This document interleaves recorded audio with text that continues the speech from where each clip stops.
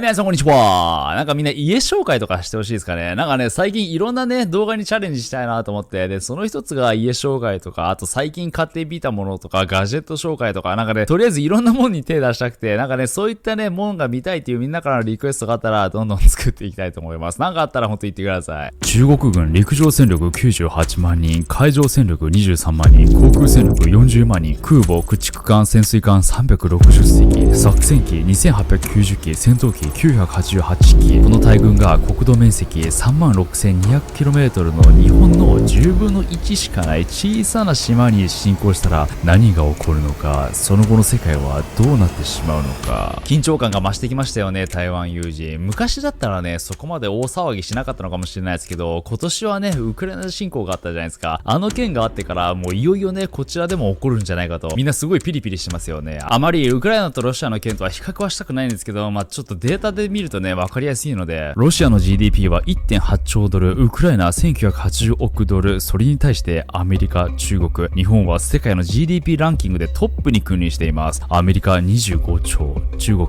19兆、日本約5兆。ここで争いが起きたら世界どうなっちゃうのって思うでしょ。ウクライナは国海がありますけど、そこまでね、貿易が盛んなところではないです。台湾がある位置はインド太平洋に影響を与える可能性があります。貿易で船が行き交うめちゃくちゃ忙しい地域。世界の海上貿易の3割はここを通るそうです。世界への影響がほんととんでもないでしょ。で、最近中国が本当にね、元気になってきちゃってる。こちらのデータを見てほしいんですけど、これは2020年9月から中国が台湾のエイリズ防空識別圏を侵略した回数なんですけど、2020年頃は1日 1,2 回なんですけども、そこでもね、十分おいおいって感じなんですけど、どんどん現在に近づくにつれ回数が増えていき、なんと8月2日からとんでもなく回数が爆上がりしているんです。これは異常。そもそもね、事の発端は先月の8月2日、ナンシー・ペロシ下院議長が台湾を訪れ、翌日3日に蔡英文総統と会談をしました。この事実が中国の猛烈なね、反発を招き、世界から注目したんですね。ウクライナの再来かって。その5日前の7月29日、バイデン米大統領と中国の習近平国家主席は電話で協議をして、その際に習氏は台湾問題の干渉に断固として反対すると伝え、火遊びは必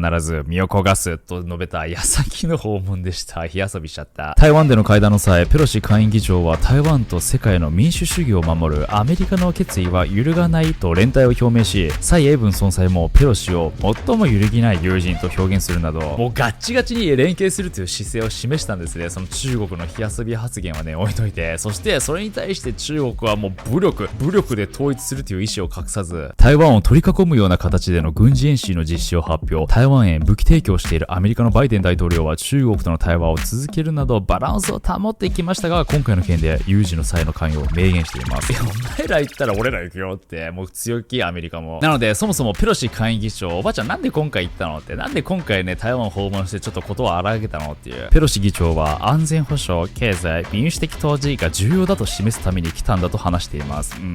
訪問してまでね話す内容だったのか。東京大学東洋文化研究所の佐橋亮准教授によると、何のための訪問だったのかよくわかりません。いや、わからんのかい。バイデン政権と習近平指導部の過去2ヶ月ぐらいあった台湾ムードは完全に吹き飛びました。デメリットはありますが、何がメリットだったのか誰も説明できない。ただね、ムードをね、倹約にしただけで、正直何のために行ったのか専門家もいまいち分かってないそうなんですね。ただバイデン大統領も7月20日時点では、米軍は現時点では良くないと考えていると述べ、台湾紙の調査では約3分の2の台湾人がペロシ議長の訪問は状況を不安定化させると考えている。そうなので、国際社会的にはもちろん認められるね、必要があるんですけど、それってもしかして今行く必要があったのかっていうね、もちろんね、中国にはね、今回の件でも黙っておらず、会談の翌日の4日から4日間大規模な侵入禁止区域を6カ所設けると発表し、6つの軍事区域のうち4カ所は台湾の主張する領海領空を侵すものとなりました。この重要軍事演習行動は本当ね、前代未聞のことで、台湾の国防部はこの動きを国連条約の違反だとし、米海軍も空母ロナルド・レーガンを近くのフィリピン海に配置するなどこの事態を重視。そして8月4日、中国軍は台湾の北部、東部、南部の周辺海域で弾道ミサイル11発を発射。5発が日本の排他的経済水域の内側に落下したと推定され、日本は中国側に抗議、軍事演習の即刻中止を求めました。そして中国は5日、ペロシ氏の訪台を受け、ペロシとその近親者に対して制裁を科すと発表。中国の王毅外相は声明で、ペロシ氏が中国の内政に著しく干渉し、し、中国の主権と領土保全に深刻な損害を与え、一つの中国の原則を踏みにじり、台湾海域の平和と安定を深刻に脅かしたと述べました。このね、一つの中国原則とはね、何なのか。中国は、世界に中国は一つしかなく、台湾は中国の領土の不可分の一部で、中華人民共和国が中国の唯一の合法的な政府だと主張していて、このね、なぜね、中華人民共和国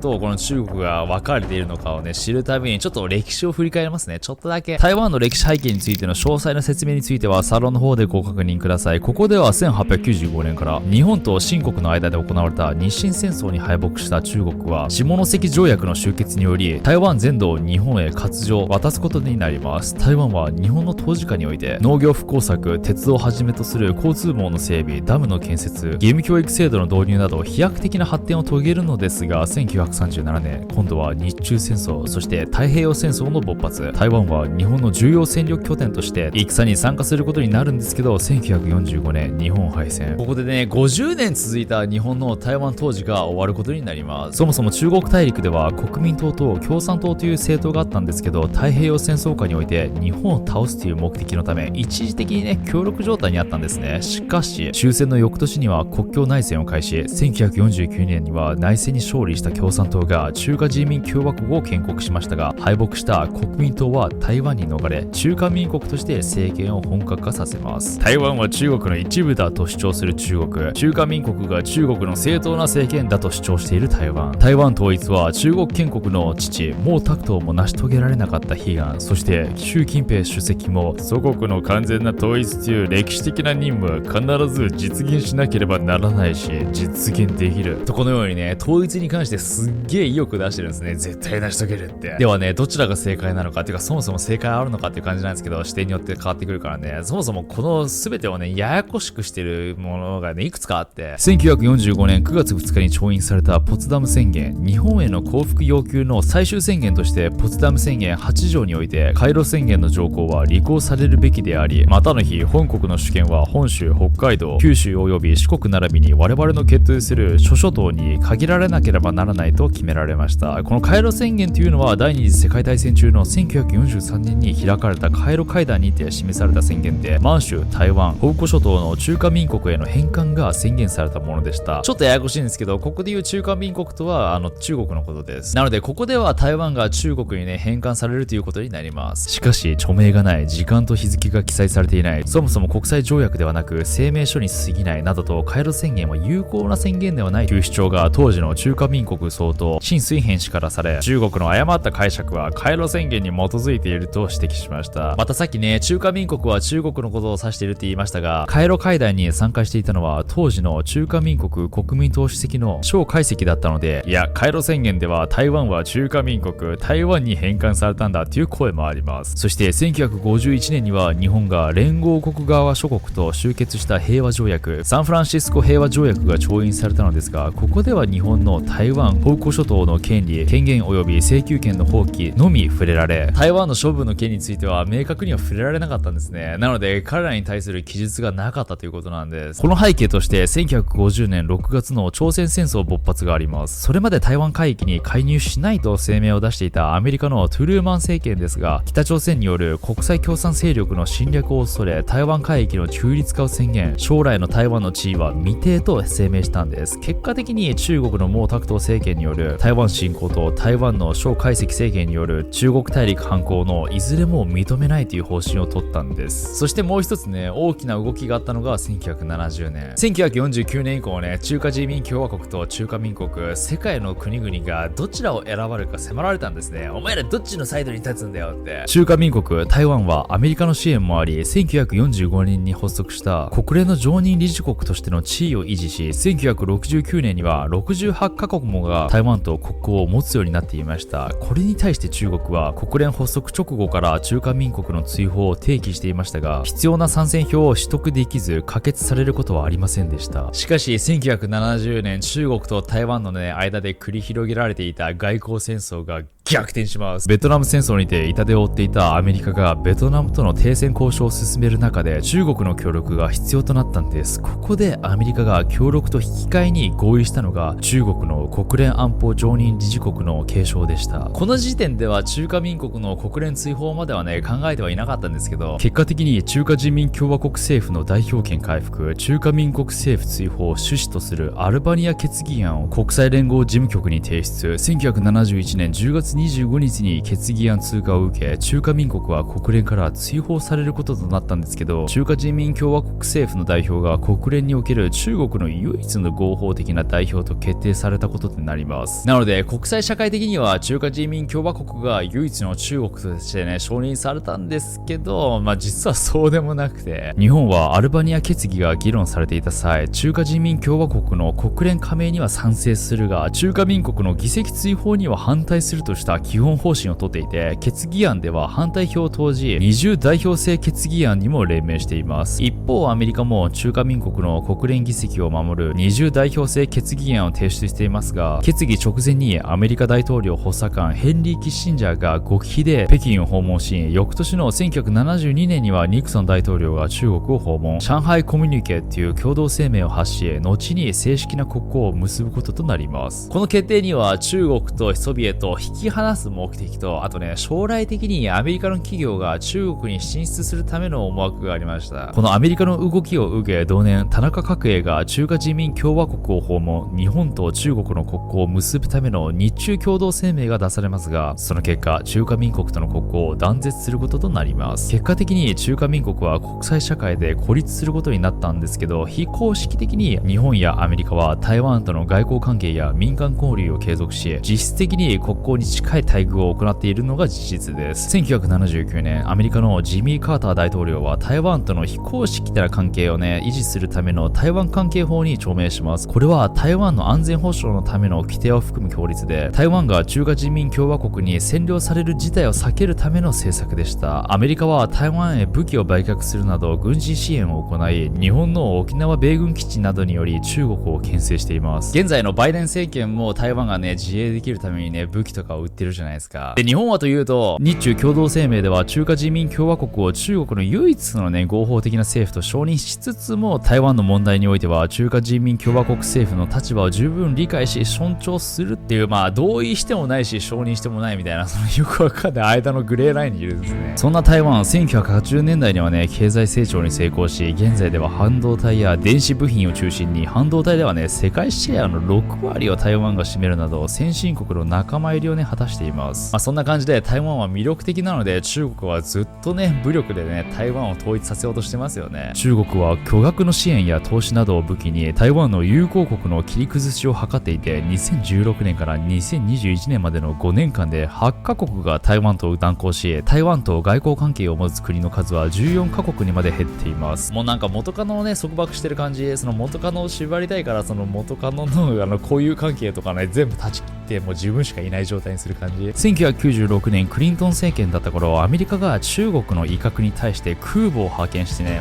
当時はすごい効果があったんですね。それでアメリカが脅したら中国が、すいませんみたいな感じで、当時は効果があったけど、時代は変わりました。中国の軍事力はなんと今ではアメリカを上回るアメリカ政府のデータで示しているんですけど、1999年の中国の軍事力を見てみると、空母や艦艇がないことから第一列島線とこのね、沖縄から台湾を結ぶエリアしか抑えられていなかったんですね。ところがどっこい、2021年には空母、潜水艦などを保有し、グアムを結ぶ第二列島線まで拡大しているんです。さらに2025年、中国はアメリカの軍事力を大きく上回って、なんと西太平洋全域まで戦力が拡大するそうです。これはさすがに恐ろしいことですよね。2025年中国の軍事力、もしこうなってしまったら、この地域でのアメリカの優位性は完全に失われることになります。実際みんな気になるところは、中国が武力でね、侵攻していったらどういったシナリオが考えられるのか、そのシナリオをね、海外の専門家がね、記事にしていたので、それをちょっとピックアップしてね、いくつか紹介したいと思います。緊張状態が続く中、中国の人民解放軍が人口13,500人の馬祖島を軍艦や潜水艦で囲むように封鎖するとします。そこで台湾に統一の交渉を持ちかけ、侵入してきた台湾軍の戦闘機や観測機は攻撃すると忠告。また中国の許可なしに台湾からの商用航空機や戦闘機の飛行を禁止します。交渉に応じない台湾は戦闘機、軍艦を送り込み、馬祖列島をめがけ進行しますが、人民解放軍にあっという間に撃退されてしまいます。もう一つのシナリオで人民解放軍が中国から6キロしか離れていない台湾の離島、人口14万人の金門県を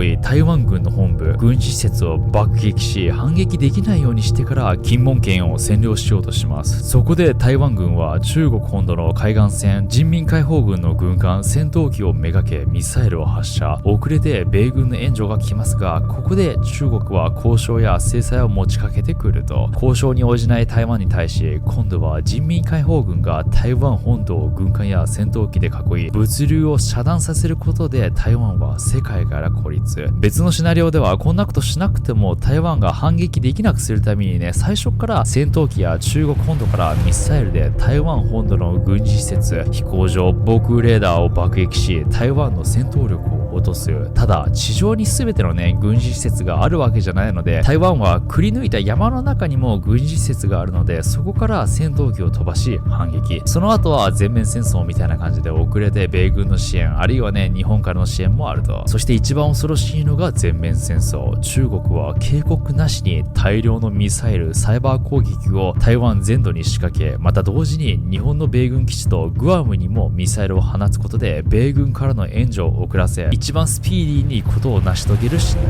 オです。そしてそこからはもう皆さんの想像にお任せします。こんなこと言ってますけど、正直ね、中国は武力行使しなくても制裁とか別の手段で十分台湾をね、統一させることはできるという意見もあるんですね、結構。あと冒頭でも述べたように、この中国、アメリカ、台湾、日本、最低でもね、ここら辺の国がね、こういった事態に陥ったら世界のインパクトは本当とてつもないんですね。そして今ね、なんでこの時期かというと、なんでこの時期にこんな緊張感が増してるのかというと、2022年後半には5年に一度の共産党大会が開かれる予定で、習近平主席はここで3期目入りを目指しているとされているんですね。ペロシのね、台湾訪問を防げなかったという屈辱を味わった中国政府は強くね、反発することで、習近平政権の国内向けの強さのアピールをしていて、で、今はね、特に強気な行動を示さないといけないということなんですね。さらに2027年は中国人民解放軍の建軍を編成してから100年なので、3期を飾る意味でね、何か行動を起こす可能性が高いと言われているんですね。なので、彼ら今すごい活発なんです。習近平は過去の人たちが成し遂げられなかったこの中国、台湾の統一を目指すと、皆さんどう思いますか？今のこのちょっと緊張感のある世界情勢。今後の行方はどうなってしまうのか、ぜひね、皆さんの意見も聞かせてください。そしてね、最近ちょっと政治、世界情勢関連の動画が多くなっちゃってるじゃないですか。それは本当に申し訳ないですけど、もちろんね、都市伝説とかロマンのある方のね、怖い動画とかそういっちもアップしていくんですけど、今たまたまね、世界情勢がその都市伝説を上回っちゃってるんですね。都市伝説にとかね、ロマンがあるものが、リアルの方がやばすぎて書き消されちゃってるんですよね。ただもちろん、ロマンある方もどんどん投稿していくので安心してください。それでは皆さんご視聴ありがとうございました。